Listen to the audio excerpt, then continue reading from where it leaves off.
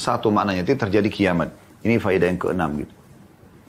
Faedah yang ketujuh yang kita bisa ambil dari hadis adalah fa'akthiru alayya minas salati fi. Maka perbanyaklah baca salawat untukku. Nah, di hari Jumat ini lebih banyak kita baca salawat kepada Nabi SAW. Khususkan gitu. Ya. Sebanyak mungkin Anda bisa. 10 kali, 100 kali, 1000 kali. Baca semampu Anda. Perbanyak salawat pada Nabi SAW di hari Jumat ini. Jadi menandakan juga hari Jumat hari yang istimewa. Karena salawat adalah ibadah yang istimewa. Ya.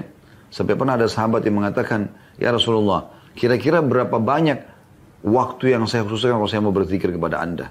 Kalau saya lagi duduk berzikir, kira-kira berapa banyak nih waktunya, gitu kan? Seperempatnya kah, sepertiganya kah? Kata Nabi SAW, bagus. Kalau kau tambah lebih bagus lagi. Dia mengatakan, kalau gitu setengahnya ya Rasulullah. Kata Nabi SAW, bagus. Kalau kau lebihkan lebih bagus lagi. Kalau 2/3 Rasulullah, bagus. Tapi kalau kau lebihkan bagus, lebih bagus lagi. Dia mengatakan, kalau gitu ya Rasulullah, kalau saya duduk khusus berzikir, saya akan salawat pada Anda sepenuhnya. Kata Nabi SAW, kalau begitu dipenuhi semua hajatmu, diampuni dosa-dosamu. Itu salawat punya kedudukan yang luar biasa. Satu-satunya zikir teman-teman sekalian yang kalau diucapkan sekali Allah akan langsung balas 10 kali. Diberikan rahmat, diberikan rezeki sallallahu alaihi wasallam. Maka selalu baca sallallahu alaihi wasallam atau Anda mau ringkas baca Allahumma shalli ala Muhammad, Allahumma shalli ala Muhammad. Berbanyak supaya Anda bisa berbanyak. Dan hari Jumat ini kesempatan. Anda ikuti ta'lim ini Anda bisa baca Allahumma shalli ala Muhammad, Allahumma shalli ala Muhammad, Allahumma shalli. Kita baca salawat. Ya. Banyak sekali keutamaannya gitu. Maka Nabi SAW mengatakan fa'akthiru, perbanyak, gak disebutin jumlahnya. Berarti kalau tidak ada jumlah di sini penentuan angka, oleh Nabi SAW kita boleh baca berapa saja, semampu Anda. Ya. Lalu kata Nabi SAW, fa inna salatakum ma'rudatun aliyya. Dan ini faedah selanjutnya, faedah yang ke-8. Walaupun dia masih membahas tentang salawat kepada Nabi SAW, tapi yang kita perlu titipkan maknanya. Fa inna salatakum ma'rudatun aliyya. Sesungguhnya salawat yang kalian ucapkan untukku akan dibawakan kepadaku atau ditampakkan kepadaku. Ya. Qalu wa kaifa tu'radu salatuna 'alaika wa qad aramta? Bagaimana ya Rasulullah salawat kami kata para sahabat ditampakkan kepada Anda sementara Anda sudah jadi mayit di kuburan atau riwayat lain balita.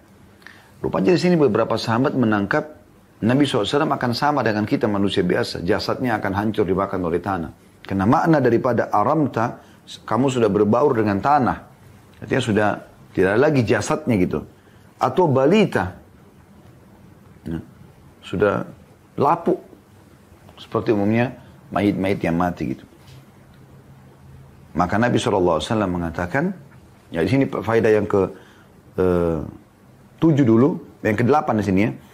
Maksudnya adalah salawat Nabi yang kita bacakan akan diperlihatkan kepada Nabi SAW. Ini umatmu fulan baca salawat, umatmu fulan baca salawat. Disampaikan kepada Nabi SAW. Dan Nabi bangga dengan itu. Oh ternyata fulan ini mengingatku gitu. Kita pun ya berbangga karena kita bisa membaca dan menghormati Nabi SAW. Sebagai guru kita, panutan kita SAW. Idola kita. Dan kita harus menjadikan beliau, tanamkan dalam diri kita, tanamkan pada diri keluarga kita, anak-anak kita. Beliau adalah idola kita. Selalu tanamkan, idolamu adalah Rasulullah SAW. Sehingga selalu yang di benaknya dia adalah bagaimana Nabi. Makannya, minumnya, pakaiannya, berumah tangganya, berbisnisnya, dan seterusnya. Jadi faedah yang ya, ke-8 di sini adalah salawat yang disampaikan kepada Nabi SAW akan disampaikan kepada beliau. Faedah yang ke-9 bisa kita ambil dari hadits adalah potongan Nabi SAW. Inna Allah jalla wa ala harrama ala al-ardi an ta'kula ajsamana. Sesungguhnya Allah yang maha mulia dan maha tinggi mengharamkan bumi untuk memakan atau menghancurkan jasad kami para nabi-nabi. Berarti faedah di sini bahwasanya jasad para nabi-nabi utuh.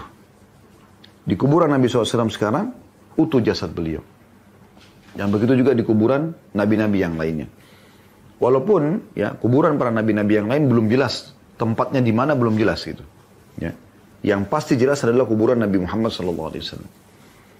Dan Nabi SAW tidak mengkhususkan mengatakan kuburannya Nuh itu di sini, Saleh itu di sini, Hud itu di sini, tidak ada.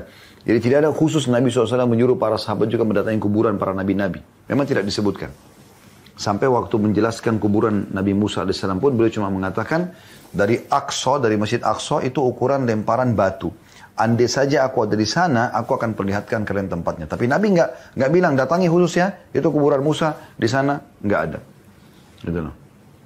Kita kalau menyebutkan para Nabi kita mengatakan Nabi Musa alaihissalam, tapi tidak ada khusus perintah untuk mendatangi kuburan-kuburan mereka. Nah, begitu juga dengan orang yang banyak mendatangi kuburan-kuburan orang secara khusus gitu. Nah ini kalau kuburan para nabi tidak ada anjuran, bagaimana dengan kuburan-kuburan orang yang lain? Kecuali kuburan baginda Nabi Muhammad SAW. Ini khusus sekali. Sampai kata sebagian ulama, sampai sekarang kuburan Nabi Muhammad SAW yang paling jelas dan pasti tidak akan mungkin salah tempatnya, agar manusia tersadarkan memang inilah Nabi yang terakhir yang diikutin, yang harus diikutin ajarannya. Ya, seperti itu.